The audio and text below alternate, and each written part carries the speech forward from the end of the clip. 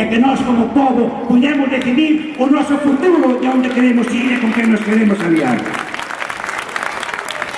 Pero se ben planificaron perfectamente como iban a demoler todos os dereitos ou todas as decisións que fixeran, eles saben que eso non o poden manter se non teñen armas de destrucción, de control social.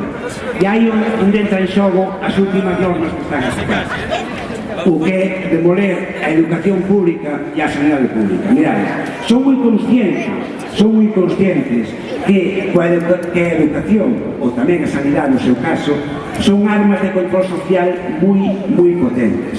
Saben perfectamente que unha persoa formada e informada é unha persoa reivindicativa e que pelea polos seus dereitos. Esa é a esencia real pola que queren destruir este sistema de ensino. Dicía, e isto prométemos que foi completamente certo, alá pola posguerra, nunha aldea aquí de cerca, non moi lonxe, dicíalle o cura do povo, o mestre, cando o mestre se queixaba que tiña moitos alumnos e que non podía traballar como sería o mellor con eles, non? Dicíalle o cura da parroquia, dicía, non lles abras moitos ollos, que pois non hai quen poida con eles.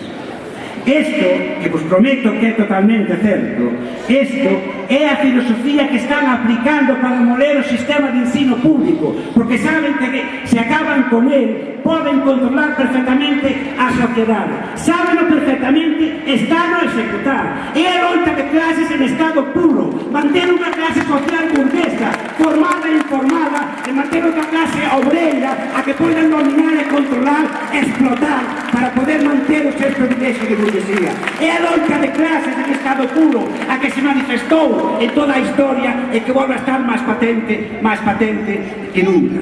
Que a sanidade pasa exactamente o mesmo.